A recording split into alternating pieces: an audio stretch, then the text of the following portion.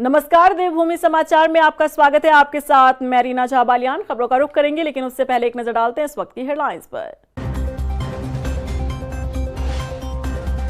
कथित paper leak case का मुख्य आरोपी खालिद गिरफ्तार। हरिद्वार से पुलिस ने दबोचा। बहन साबिया पहले ही हो चुकी है अरेस्ट।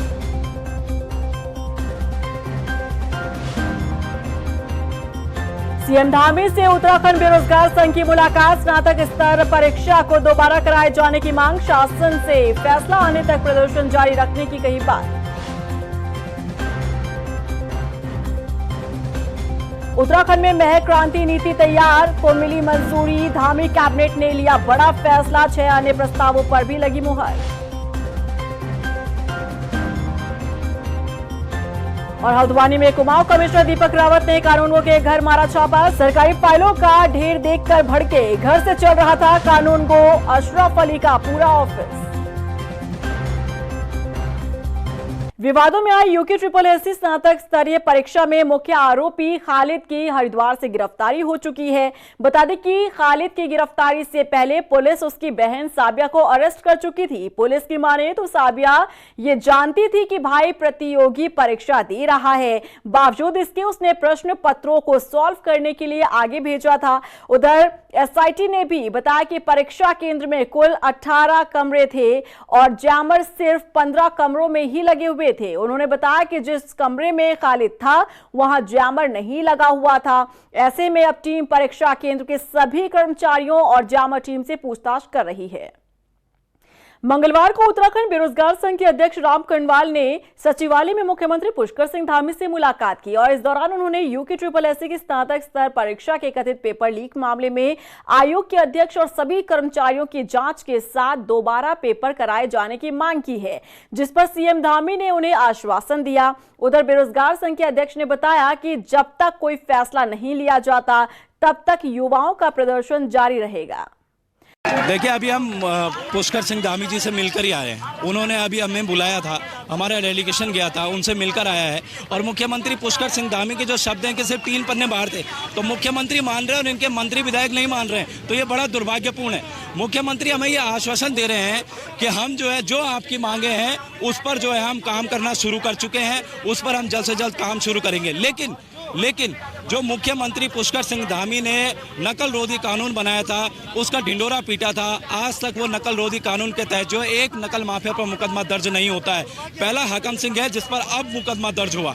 तो हम ये कह रहे हैं कि हम मुख्यमंत्री के आश्वासन को कैसे मान लें। कथित पेपर लीक मामले को लेकर कांग्रेस भी हमलावर है। कांग्रेस प्रदेश में लगातार प्रदर्शन कर रही है। मंगलवार को भी हल्द्वानी के बुद्ध पार्क में इकट्ठा हुए तमाम कांग्रेसियों ने यूके SSSC की परीक्षा को लेकर गंभीर आरोप लगाए और नकल विरोधी कानून को धोखा बताया। प्रदर्शन में शामिल कांग्रेस विधायक सुमित हृदयेश ने हाकम सिंह के सक्रिय होने पर भी सवाल उठाए।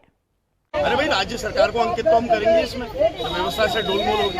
राज्य सरकार के खिलाफ नारेबाजी भी होगी और राज्य सरकार के खिलाफ खुल के बात भी कही जाएगी। ये तो लोकतंत्र है। अब राज्य की सरकार अगर यही चाहती कि हमारे लोकतंत्र की आवाज ही दबा दे, तो इन पुलिस वालों को सब कांग्रेस के कार्यकर्ताओं के घर के बाहर ही तैनात कर दे। ये कहीं भी धरना प्रदर्शन के लिए निकले वहीं इनको पकड़ के इनको गाड़ी में डाल दे। अब घोषित आपातकाल है, ये बड़ी खराब व्यवस्था। कभी नहीं हुआ। आप तो कितने वर्षों से कवर कर रहे हैं यहाँ पे। आप सारे हमारे मीडिया के बंधु, आप बताइए।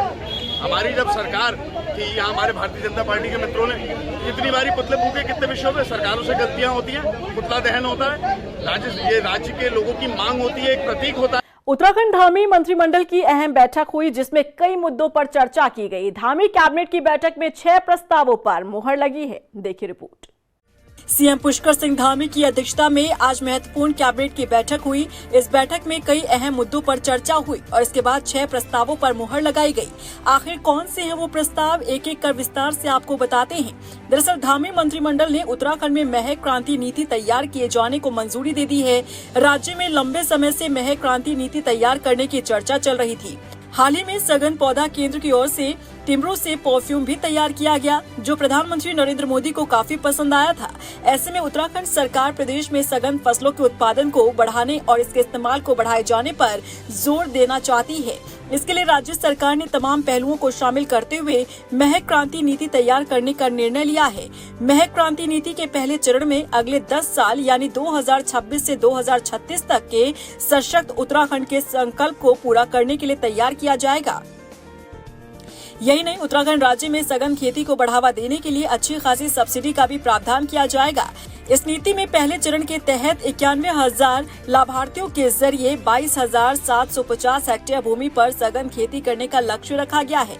इस नीति के तहत किसानों को कम से कम 1 हेक्टेयर भूमि पर 80% की सब्सिडी और 1 हेक्टेयर से अधिक की भूमि पर सघन खेती करने पर 50% की सब्सिडी दी जाएगी।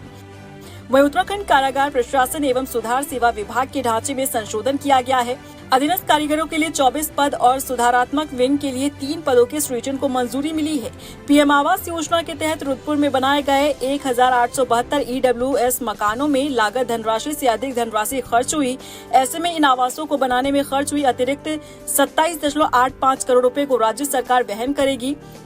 राज्य शैक्षणिक अनुसंधान एवं प्रशिक्षण परिषद उत्तराखंड की ओर से मौजूदा समय में पीएम ई विद्या कार्यक्रम के तहत 5 फ्री शैक्षणिक टीवी चैनलों का प्रसारण किया जा रहा है।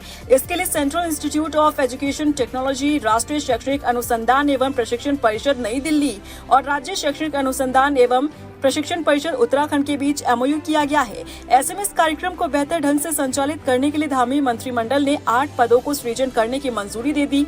उत्तराखंड राजकीय प्रारंभिक शिक्षा सेवा नियमावली 2012 में संशोधन को मंजूरी मिली है। समाज कल्याण विभाग के तहत दिव्यांग युवक युवती से विवाह करने पर मिलने वाली प्रोत्साहन राशि को 25,000 से बढ़ाकर 50,000 किया गया है। राजधानी देहरादून में मुख्यमंत्री पुष्कर सिंह धामी ने जीएसटी बचत उत्सव के तहत आयोजित कार्यक्रम में हिस्सा लिया। सीएम धामी दून के राजपुर रोड स्थित दुकानों पर पहुंचे, जहां उन्होंने व्यापारी वर्ग से बातचीत की और जीएसटी के फायदों पर चर्चा की। बता दें, मुख्यमंत्री धामी ने जीएसटी की नई दरों के लागू होने पर प्रधानमंत्री का आभार जताया और केंद्र के इस फैसले को जनता के हित में ऐतिहासिक बताया। उन्होंने कहा कि नई दरों की वजह से प्रदेश के लाखों परिवारों और छोटे व्यापारियों को प्रत्यक्ष आर्थिक लाभ मिलेगा।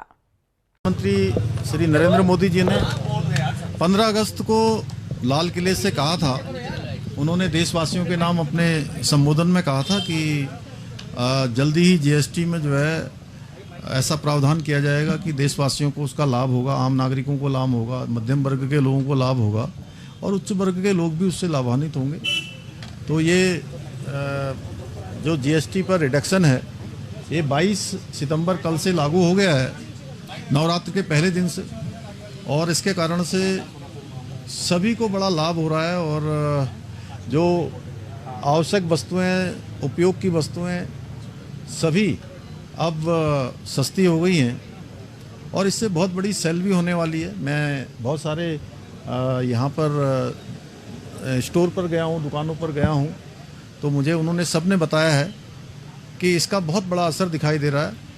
हल्द्वानी में कुमाऊं कमिश्नर दीपक रावत ने लगातार मिल रही शिकायतों पर संज्ञान लेते हुए कानूनगो अशरफ अली के घर पर छापा मारा, जहां फाइलों और रजिस्टर का बड़ा जखीरा मिला। जांच में सामने आया कि कानूनगो दफ्तर की जगह घर पर ही फाइलें रखते थे और मौके पर जाने के बजाय घर पर ही बैठकर रिपोर्ट भी लगाते थे। कुमाऊं कमिश्नर दीपक रावत ने बताया कि कानूनगो फाइलों को जानबूझकर लंबित कर कामों में देरी करते थे।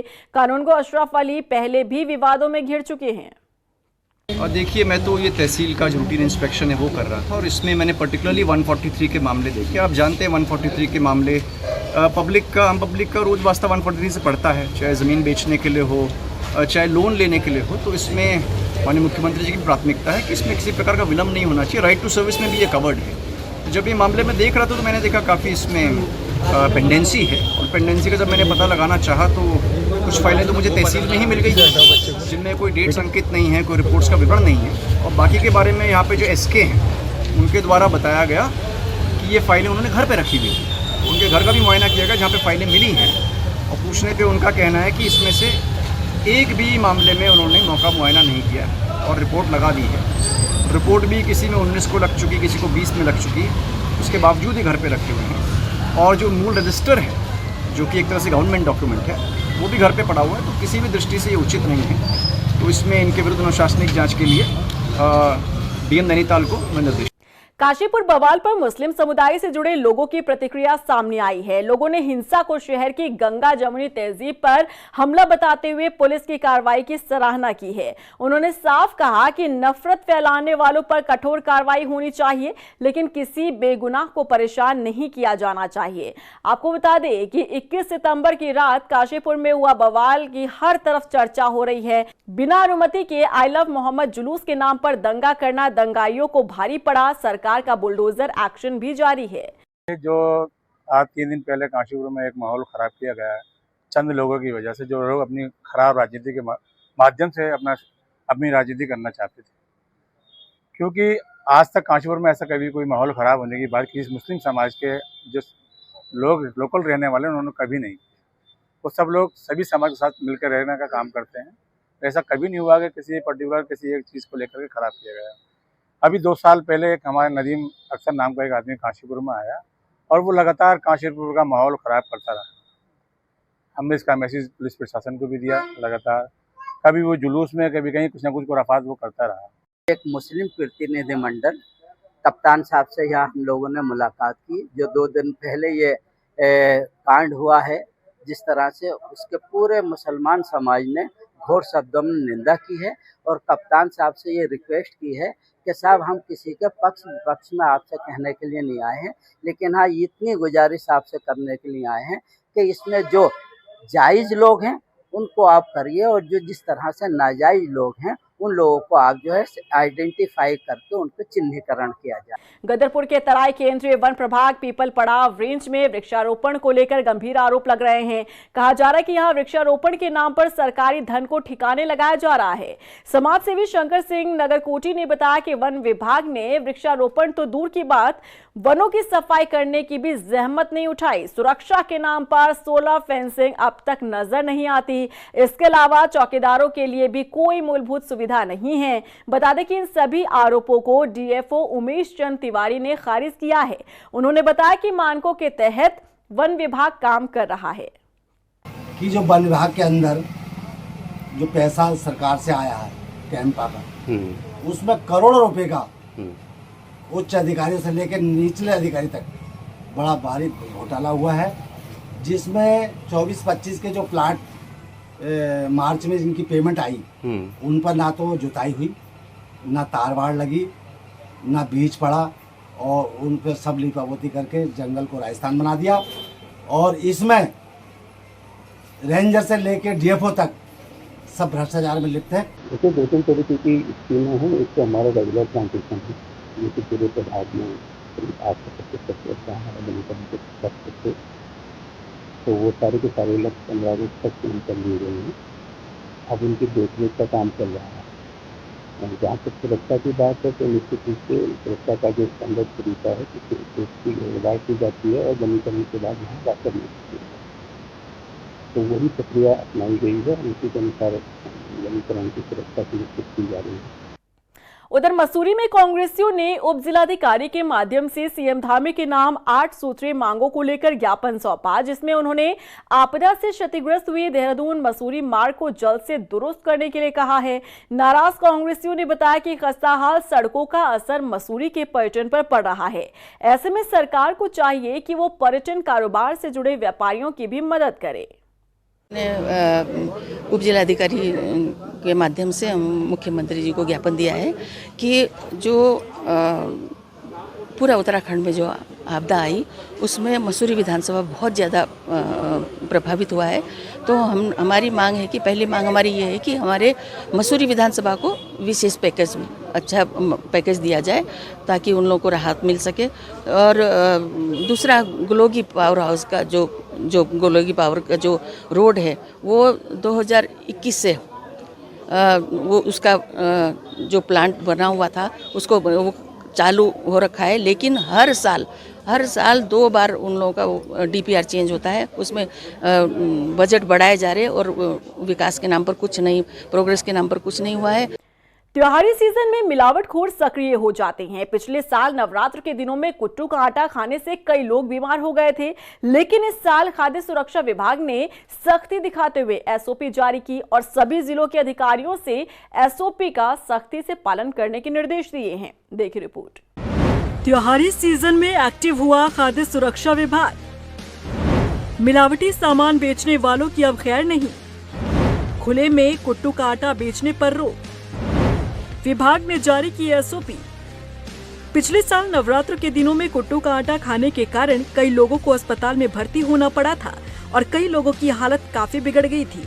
इसी को देखते हुए नवरात्र और त्योहारी सीजन के दौरान मिलावटी कुट्टू के आटे की बिक्री पर रोक लगाने के लिए उत्तराखंड के खाद्य सुरक्षा एवं औषधि प्रशासन FDA ने 12 सितंबर 2025 को एसओपी जारी की। मुख्यमंत्री पुष्कर सिंह धामी के निर्देश पर यह कदम उपभोक्ताओं के स्वास्थ्य को ध्यान में रखते हुए उठाया गया। स्वास्थ्य सचिव और FDA आयुक्त डॉक्टर R राजेश कुमार ने सभी जिलों के अधिकारियों को इस एसओपी का सख्ती से पालन करने के निर्देश दिए हैं। क्या गाइडलाइन जारी की गई है, एक नजर डालते हैं। खुले में कुट्टू का आटा बेचने पर विशेष निगरानी रखी जाएगी। सिर्फ सीलबंद पैकेट में ही बिक्री की अनुमति है। सीलबंद पैकेट पर पैकिंग की तारीख, एक्सपायरी डेट, निर्माता का पूरा पता, प्रतिष्ठान का नाम और लाइसेंस नंबर होना जरूरी है। स्वास्थ्य विभाग ने पहले ही सतर्कता बरतते हुए कुट्टू के आटे की बिक्री के लिए एसओपी जारी की थी। लगभग 50 से ज्यादा दुकानों पर छापेमार कार्रवाई भी की गई।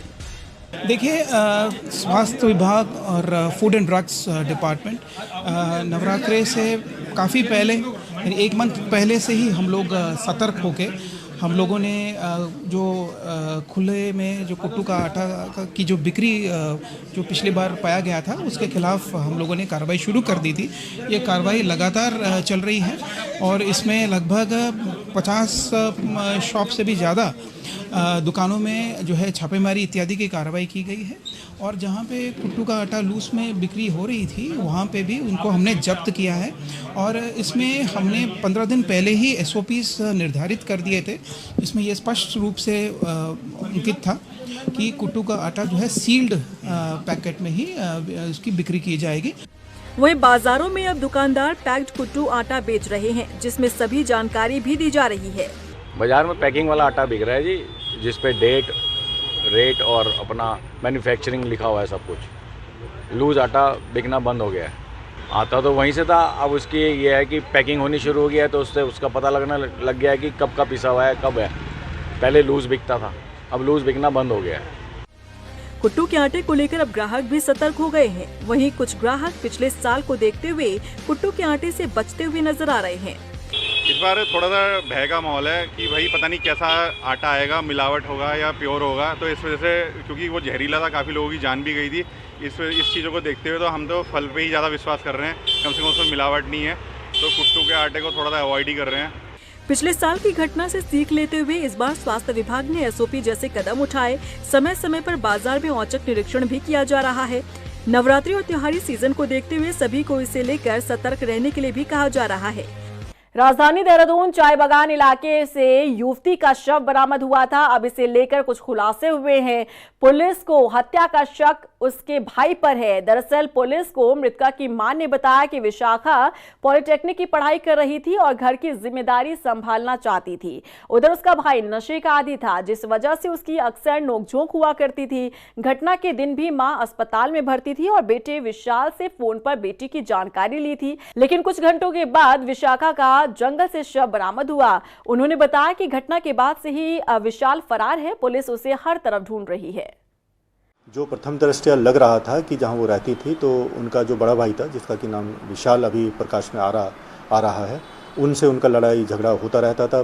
बताया ये जा रहा है, थोड़ी जो अभी जो जांच पड़ताल हुई है कि परसों रात भी अपने भाई के साथ उनका झगड़ा वगैरह हुआ था। तो इसी पॉइंट को लेकर पुलिस के द्वारा तफ्तीश की जा रही है और जो उनके भाई हैं विशाल, उनकी भी लगातार तलाश की जा रही है और जल्दी ही उनसे जो है जैसे वो मिल जाएंगे उनसे पूछताछ की जाएगी और इसका खुलासा कर दिया जाएगा। देखिए, इसमें जो है हमारी एसओजी की टीम भी लगी हुई है और साथ ही साथ जो हमारी थाना पुलिस की टीम है वो भी लगी हुई हैं और 2 टीमें हमारी सीसीटीवी फुटेज के देखने के लिए भी लगाई गई हैं।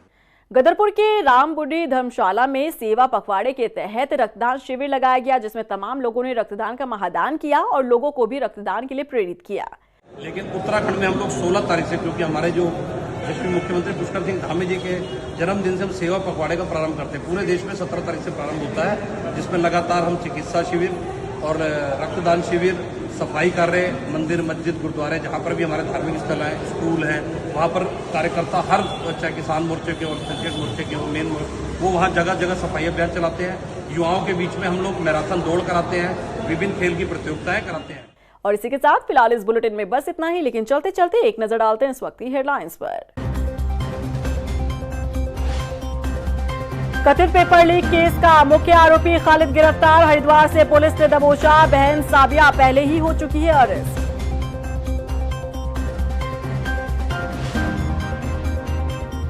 सीएम धामी से उत्तराखंड बेरोजगार संघ की मुलाकात, स्नातक स्तर परीक्षा को दोबारा कराए जाने की मांग, शासन से फैसला आने तक प्रदर्शन जारी रखने की कही बात।